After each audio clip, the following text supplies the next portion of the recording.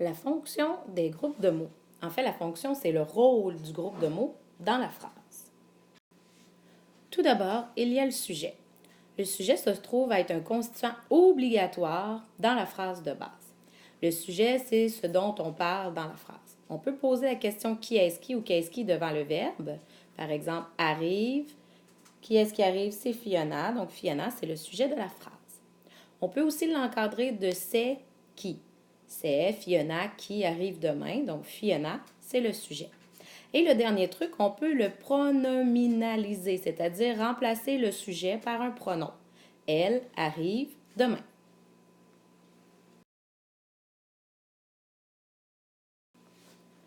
Tout d'abord, il y a le sujet. Le sujet se trouve à être le constituant obligatoire dans la phrase.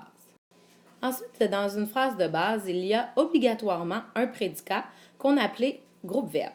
Le prédicat, en fait, c'est ce qu'on dit du sujet.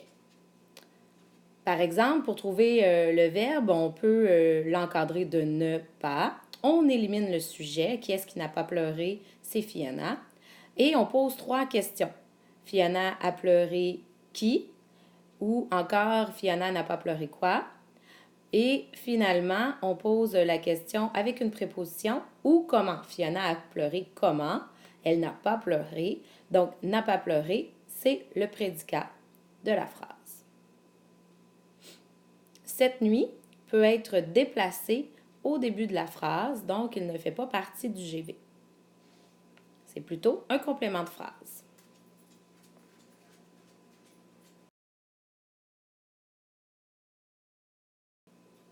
Finalement, dans une phrase de base, il peut y avoir un complément de phrase. Ce n'est pas obligatoire. Le complément de phrase indique un lieu, un temps ou encore un but dans le sens de pourquoi on a fait cette chose-là.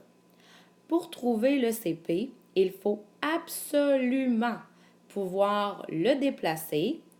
Comme par exemple, Fiona n'a pas pleuré cette nuit, on peut le placer devant ou on peut le placer entre le sujet et le prédicat. Dans ces cas-là où on bouge le CP, il faut les encadrer de virgule. Et on doit pouvoir l'effacer.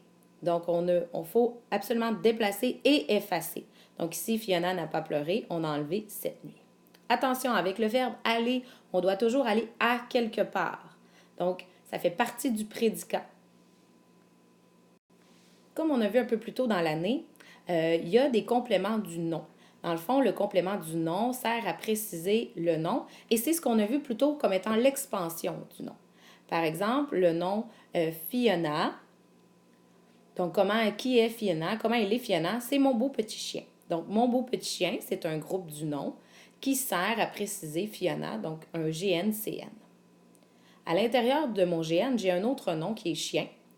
Comment il est, le chien, il est petit et il est beau. Donc, j'ai 2 adjectifs qui servent à compléter le nom. En fait, toutes les expansions du nom servent à compléter le nom. On peut avoir différents groupes qui sont CN, le groupe adjectival, le groupe prépositionnel, le groupe du nom, la subordonnée relative et vous avez même mentionné le groupe verbe participe. Nous allons maintenant voir les fonctions des mots qui sont dans le groupe du verbe. Alors tout d'abord, il y a le complément direct du verbe, c'est-à-dire qu'il complète le verbe sans l'aide de la préposition. Donc pour trouver le CD, on peut poser la question qui ou quoi après le verbe. Par exemple, si il porte quoi? Un manteau noir. Donc un manteau noir, c'est le complément direct du verbe porter.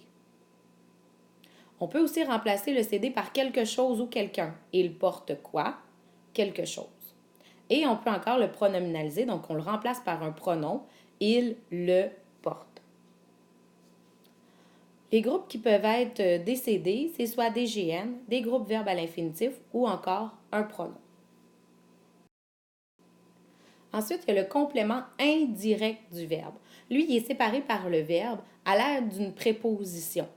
Donc, quand on pose la question pour trouver le CI, je dois absolument mettre une préposition devant le qui ou le quoi et le poser après le verbe. Par exemple, je parle de qui? De Michel.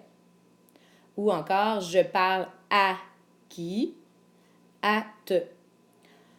On peut remplacer aussi le CI par une préposition plus quelque chose ou quelqu'un. Par exemple, je parle de quelqu'un. Et on peut aussi le pronominaliser par lui, leur, i ou en. Par exemple, je lui parle. Les groupes qui peuvent être des CI sont presque toujours des groupes PrEP. Par exemple, il faut faire attention à certains pronoms qui sont aussi des CI parce qu'ils répondent à une question pour lesquelles le verbe est séparé par une préposition. On a aussi l'attribut du sujet. Par exemple, l'attribut du sujet ne complète que les verbes attributifs. Vous pouvez retourner voir les classes de mots. Le truc, entre autres, pour trouver les verbes attributifs, c'est de remplacer le verbe que vous pensez être attributif par le verbe être. Dans le fond, l'attribut du sujet sert à caractériser le sujet. Donc, il s'accorde en genre et en nombre avec le sujet. Par exemple, elle paraît jolie. Paraît, c'est le verbe. Je pourrais dire elle est jolie. Donc, c'est joli, c'est un groupe adjectival qui sert d'attribut du sujet parce qu'on dit que c'est le sujet qui est joli. La même chose pour ma mère est une enseignante. Est, c'est un verbe attributif. Une enseignante, c'est un groupe du nom qui sert à préciser qui est ma mère.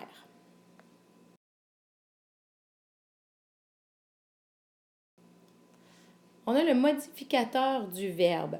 En fait, le modificateur du verbe sert à marquer la manière ou le degré. En fait, c'est la réponse à la question comment. Le modificateur peut modifier 3 classes de mots, soit le verbe, l'adjectif ou l'adverbe. Dans le cas du verbe ici, il parle comment, constamment. Donc, constamment, c'est la manière de parler. Le modificateur de l'adjectif, il est vraiment tannant. Tannant, c'est l'adjectif. Comment il est tannant? Vraiment. Donc, on pourrait le remplacer par très tannant. C'est un modificateur de l'adjectif. Ou dans le deuxième cas, il sort très tard. Tard, c'est l'adverbe. Il sort tard comment? Très. Donc, très modifie l'adverbe tard. Les groupes qui peuvent être des modificateurs, il y en a 2. Dans les cas des exemples ici, ce sont tous des adverbes qui sont modificateurs. Par contre, il peut y avoir certains groupes PrEP qui modifient aussi.